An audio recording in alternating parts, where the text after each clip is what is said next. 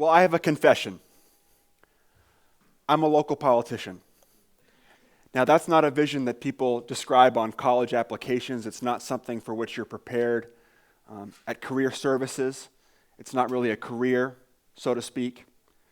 But as long as I could remember, I loved politics. I loved politics and the news of the day and being in the thick of it.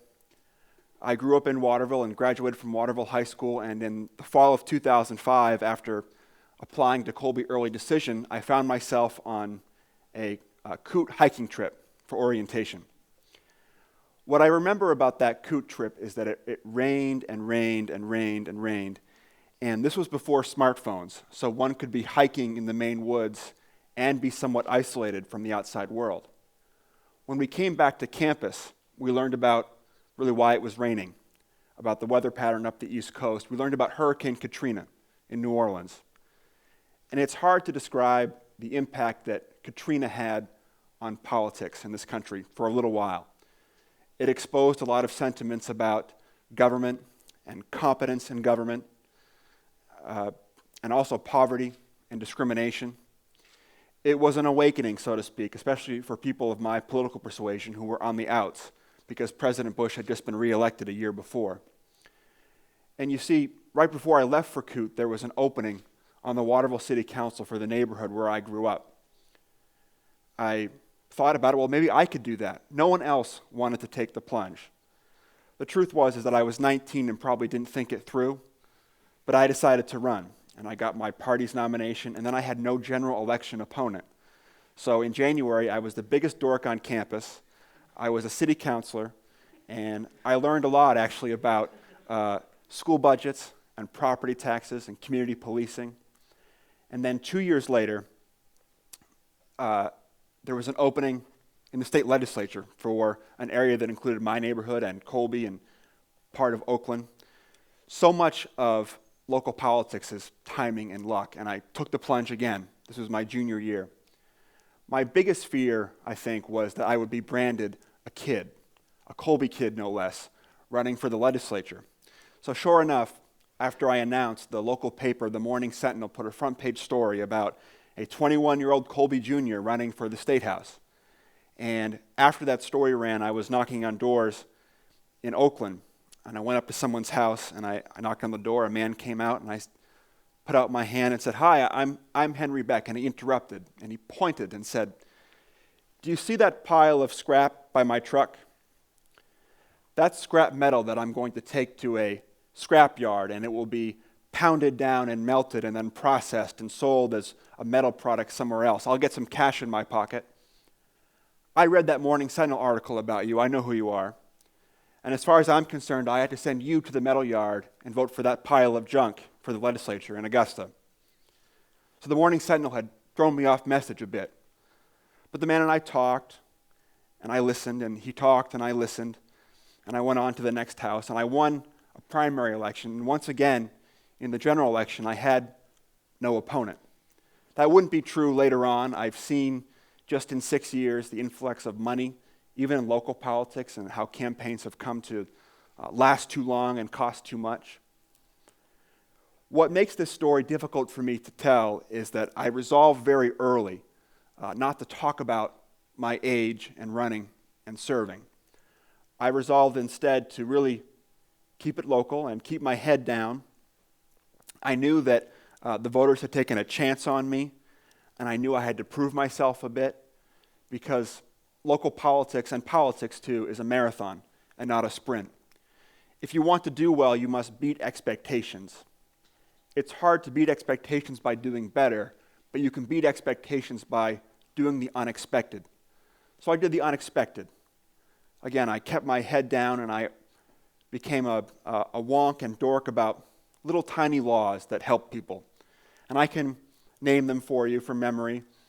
Laws about pharmacy audits and adoption procedure and real estate transactions and the regulations we have on small liquor distilleries.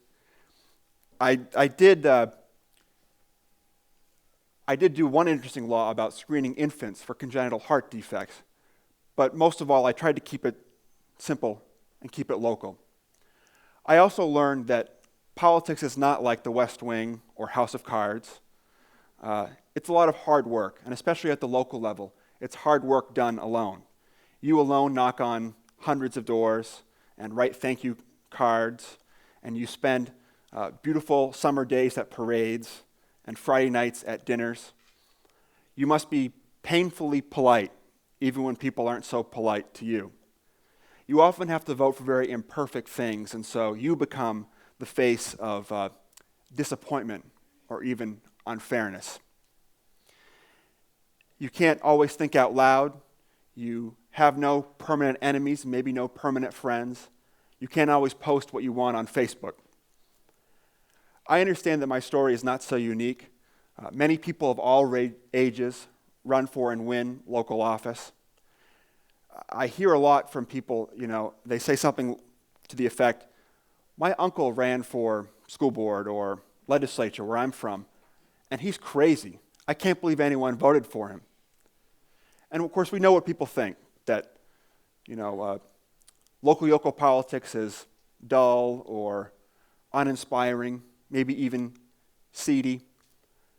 But every now and then you get to be a part of something interesting or historic or at least important to somebody. I remember the spring of my senior year, during my first term, I had the chance to vote for equal marriage in Maine before it was popular. My first term, the speaker appointed me to the Committee on Insurance and Banking. I didn't know anything about insurance or banking, and not many people knew or foresaw just how many changes there would be in those sectors between 2009 and now. In 2013, I had a chance to meet with one of the police officers who was first on the scene in Newtown, Connecticut. So every now and then, you play an important part of what's happening not just in your community, but nationally. Now, I told you that something drove me, that I always loved politics, and people often ask in the abstract, well, why do you do this, or who would want to do this? You've probably heard some of the pop psychology out there, right? That Ronald Reagan or Barack Obama or Bill Clinton ran for office to seek approval they couldn't receive in their childhood, or that John Kennedy or George Bush, that their presidencies were defined by the relationships in their families and their fathers. I kind of reject those theories because I do believe that politics is so much about the people that vote for you and not your own personality or background or story. I do remember talking on the phone with a longtime local political named Sam Shapiro. Maybe some of you know him. He was state treasurer for many years, and he was active in the Maine Democratic Party. And we were talking about something local, something uninteresting like a mayor's race or something like that.